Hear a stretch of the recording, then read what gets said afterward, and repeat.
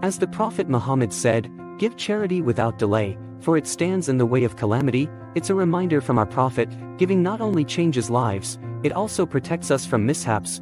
When we give generously, we receive blessings in return. It's not about the size of your donation, it's about the consistency of your generosity. Even your small contribution can make a big difference in people's lives. Visit umrrelief.org today and join us on our journey to changing lives. أعوذ بالله من الشيطان الرجيم. بسم الله الرحمن الرحيم. Assalamu alaikum everyone and Ramadan Mubarak. I am happy to have you with us again on our ITV USA show, sponsored by UMR and produced by ITV. My name is Dr. Suzy Ismail, and I'm thrilled that every day on our show during Ramadan, we get to have incredible guests, community leaders, individuals who are real trailblazers making change as American Muslims today. And today is no different than in our other episodes, where we are honored to have with us a young leader by the name of Mawda Boulad. Mawda is someone who has a great deal of experience in volunteer work. She is the founder and CEO of Aspire Sync Network, which she's going to share a little bit more information about with us. She's also a young leader in the UNA USA volunteer chapter. She has presented at the UN previously, is very interested in gender education and climate justice. She's currently an undergraduate student working towards a bachelor's in psychology and focusing on social sciences and global studies. So I'm happy to introduce to you all Mawda. Yes, hello everyone. First of all, thank you for giving me this such an amazing opportunity to share with you my story and to inspire other youth people. So, Mawda, we're so happy to have you with us on this show. And, throughout the program, particularly throughout the month of Ramadan, we really like to explore, what interesting people are doing in interesting projects and interesting ways throughout the US. So why don't you give us a little bit of background about you, what it is that you currently do, what you're involved in, and maybe how you got there. Okay, so first of all, I'm 24 years old and I'm originally from Sudan. Darfur region, or the overlooked region, is Sudan. 10 months ago, I moved to US as a refugee. But let us go back to my refugee journey. My refugee journey started 10 years ago when I moved from my beloved village to a refugee camps in South Darfur due to the continuous civilian war in Sudan.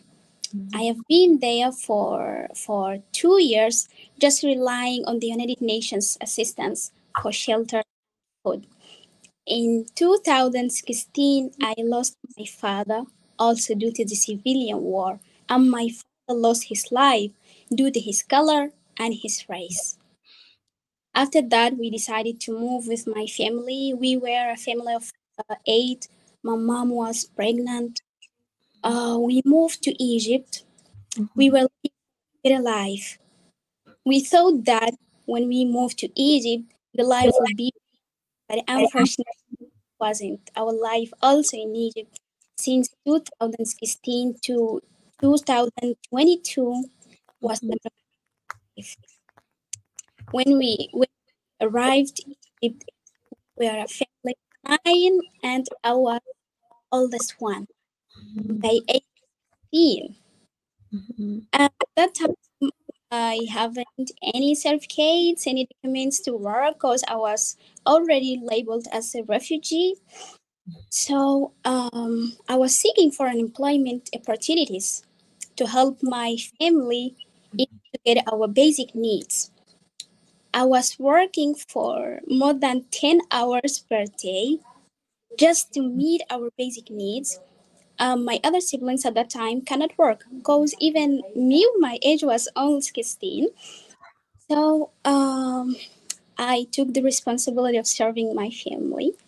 I couldn't pursue to continue my higher education, although at that time I had my high school degree. After working for 6 months, I applied I applied to continue my higher education, but I couldn't cover that much of money. I have accepted in Faculty of Nursing, Cairo University, but I should paid more than $600 per year. And at that time, I cannot even cover my basic needs and my family basic needs. I didn't go to the college. I spent the whole year working overtime hours to get more money to help. Yeah. After that, I applied for an scholarship and I have been accepted in Albert Einstein scholarship to complete my study in nursing science in Cairo University. After I get the opportunity, because I was the only one who had the opportunity to complete his education in Egypt,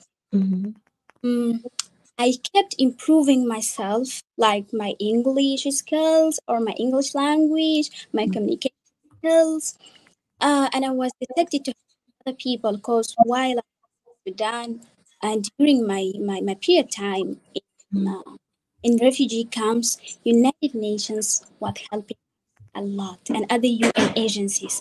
So I took the decision to help other people. Even if I was a refugee, I don't have any financial aid to give them, but I can help. No matter how, I took the decision to help them.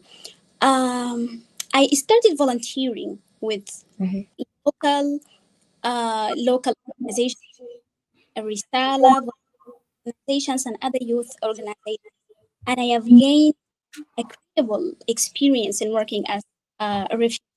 Then, when volunteer opportunities opened a lot of doors for me to work as a volunteer, even in national organizations like UNHCR, Save the Children, Peace, and other organizations. But it was a little bit difficult to balance in my academic studies, my work, my families, and to work as a volunteer because I was working as a volunteer, but for free, just to help other. Also, beside volunteering, I was advocating for gender and gender discrimination, sexism, racism, discrimination. Although at that time my knowledge was a little bit quiet, but I kept improving myself by watching videos, connecting with other people's within organizations that I'm working or worked with, till I other opportunities. One of the most important opportunities that I have ever get was to participate in a public speaking program in the American University in Egypt. Participated in that program and I graduated successfully. I still remember my first speech was about leadership. Then guess what? Yes. Even my first speech in the United Headquarters last February about leadership. SubhanAllah, yes, beautiful. From a refugee in a refugee camps to a young leader leading other UN staff and deliver a speech in leadership from MashaAllah. a refugee who came to Egypt with only high school degree to a refugee who I have a bachelor degree in nursing science and I'm pursuing psychology. MashaAllah, that's amazing. Mawda, thank you so much for sharing that inspirational journey. You know, in our organization, Cornerstone, we work very closely with refugees and we work on emotional and mental health and wellness. And one of the things that, you know, my personal area of research and study is emotional resilience among refugees. And what is it that, you know, allows some refugees to be able to, you know, find success in the pathway of emotional wellness and resilience. And a lot of times what we see in our research is that there are three elements that need to be in place, particularly for forced migrants to be able to rebuild their lives past, you know, the housing and the food and the physiological needs. Yes. And the areas we often look for, we see that hope faith and community makes a big difference in terms of refugee lives. So in your journey as a refugee, in this incredible experience that you've had, seeking education and being able to reach out beyond yourself, self-transcendence and, give back to others, what role do you think faith, hope, and community played in that journey? Okay, faith. So your struggles or what? So faith, like, is there something in terms of your faith, in terms of your connection to Islam, in terms of your deen that maybe has helped you Yes. in resilience? Yes. So I trust in our God, no matters how many obstacles that might face me, but know that He will show me the right way, and even maybe He will not give me the solutions, but He might provide me as for signs. Yes. Yeah. So a sense of tawakkul, is that what you would say? Believe in Him. Mm-hmm. Absolutely. So that reliance on Allah, that sense of tawakkul, that trusting that He'll guide you through. Yes, because if you trust in Him, then you will get a hope. And if you have a hope, you can survive. Yes, yes. And I think that's such a critical component, not giving up hope, like believing that, when you were struggling in the south of Sudan, in the refugee camp in Darfur, knowing that inshallah it would get better, getting to Egypt and knowing that the situation was not good, but having hope that it would get better. Do you feel now like you're in a better place? Yes, in a better place, in the right place. Alhamdulillah, alhamdulillah. Yeah, I know that it was just like exam, and I have to be patient because nothing will last forever. Yes. And my time and my several days or anything else now are gone. Now pursuing a new life, but this life not for me, for my family, and for the other people. I can help other people. Absolutely. Our God gives us a new opportunities, but this is not just for us. We will take the advantage of this opportunity to serve ourselves and to other people. Maybe I'm in a better place, but I cannot overcome the darkness place that I have came from. Yes, yes, And subhanAllah. to help people are still there. Okay, okay. So that's an important part of the journey, I think, being able to extend beyond yourself. So what about the role of community? Do you feel that a sense of community helped you through, or have you built a sense of community throughout your journeys? Oh yes. So if you meant communities when I was in Egypt, because it's different from communities here in US. Here you'll not find any problems or any obstacles to connect with other community. The key for American communities is to learn their language. Yes, yes, absolutely. But the other communities, like for example, when I was in Egypt, there were a lot of refugee communities. Even we were not same language, so it was a little bit difficult to be in connection with all of them, to work with all of them. When I was working as a volunteer, so one of my rules was to conduct focus group discussions to a number of refugees from other countries.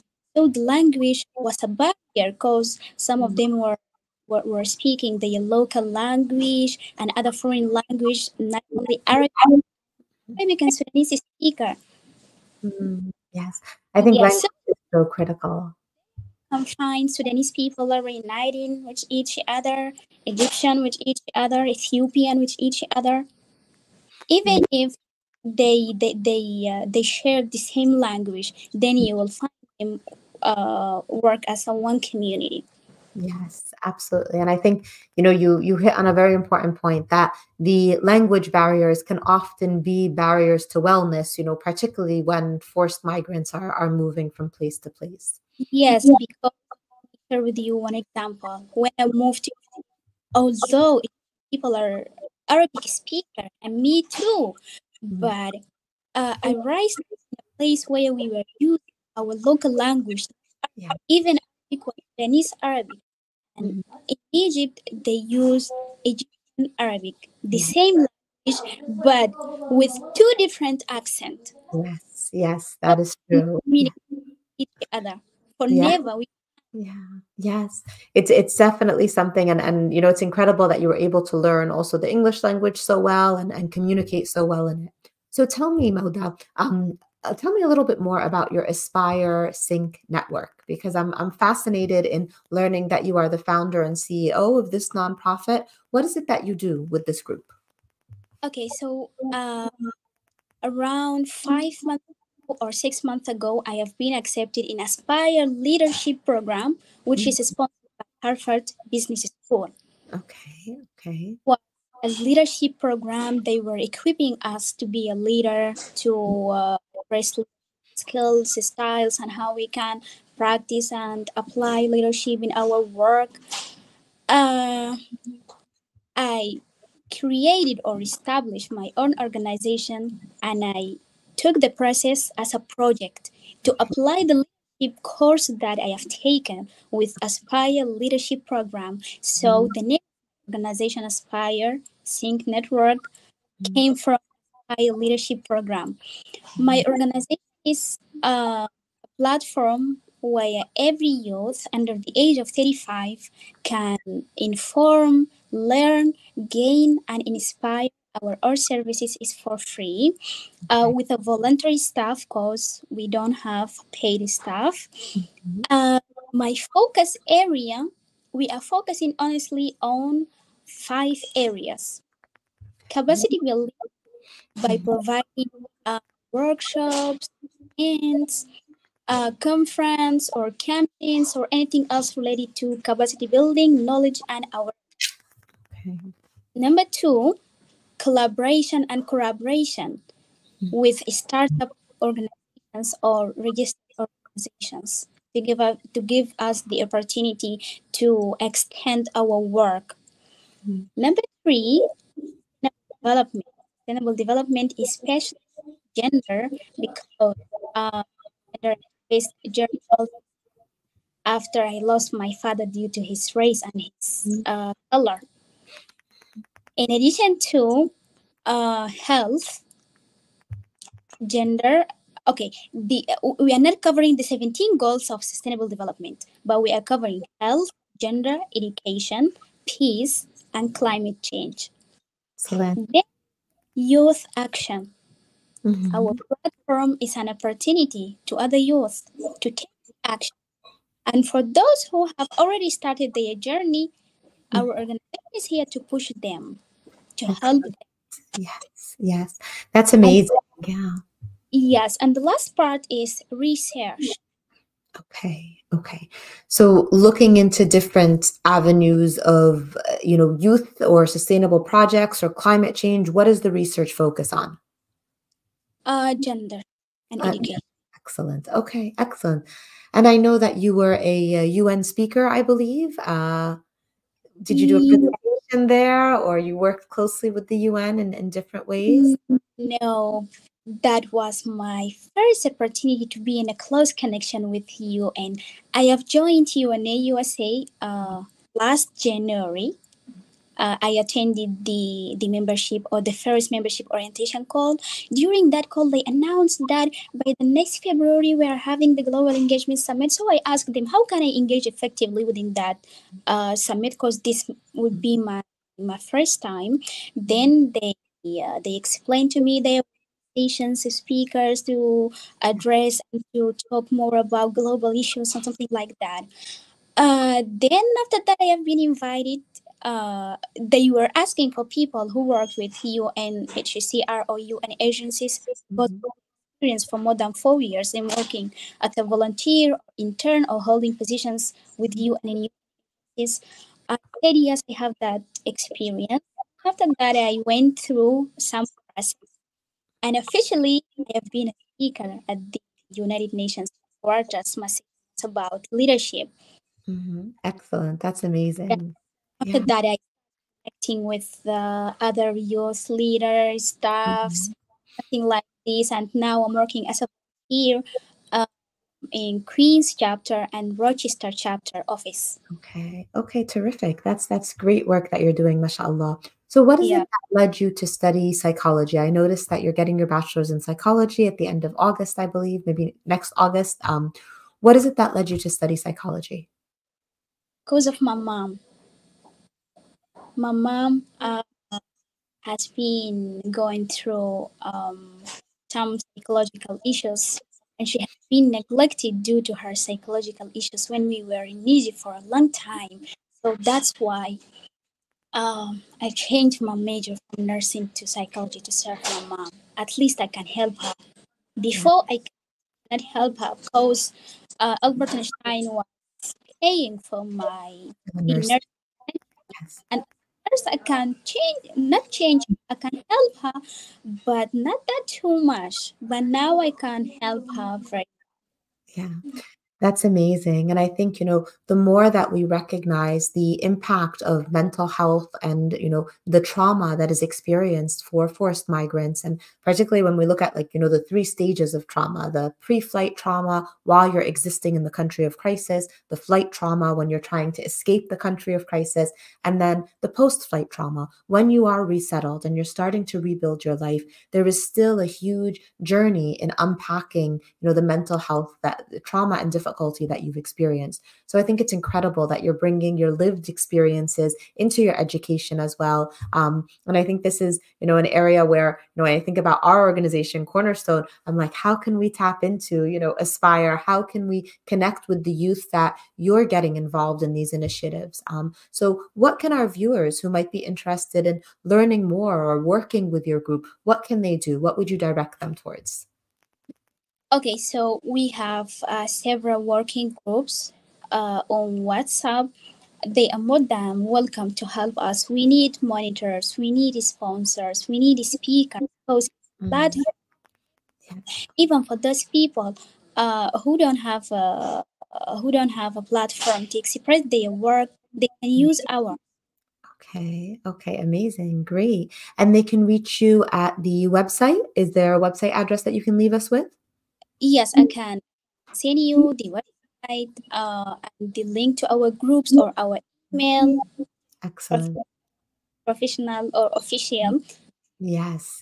No, I love that. And I think, for our viewers who are just joining us, we've been having an incredible conversation with Mawda Boulad, who has been talking about her journey as a refugee from Sudan, and the incredible experiences that she has been through to reach the point where she's at now, which is a youth leader, a young woman, soon to be a graduate in the field of psychology, working with the UN, and the founder and CEO of her own nonprofit organization, Aspire Sync Network, which is a platform for volunteers developing youth and focusing on climate justice, gender justice, and many other areas of sustainability in terms of health and education.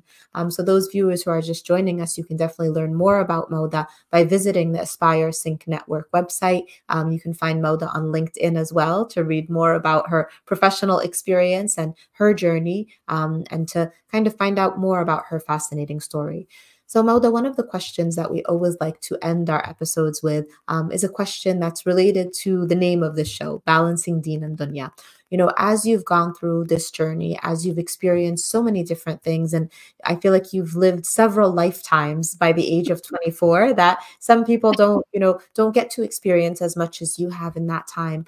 How do you find balance between everything that you're doing day to day, from work to studying to taking care of your family to being a volunteer, and balancing that with your deen, the obligations of, being a young Muslim woman, trying to carve out space for herself in this world? It's all prioritized because religion and family come first, then the rest come next. Okay. So religion and family come first, and everything else comes after that.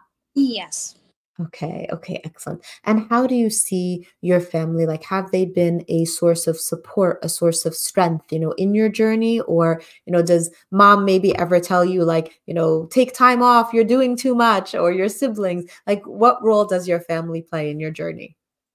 Uh, Honestly, my family are so proud of me Oh, because I alhamdulillah. used to support them and they used to support me too, and we are a supportive family.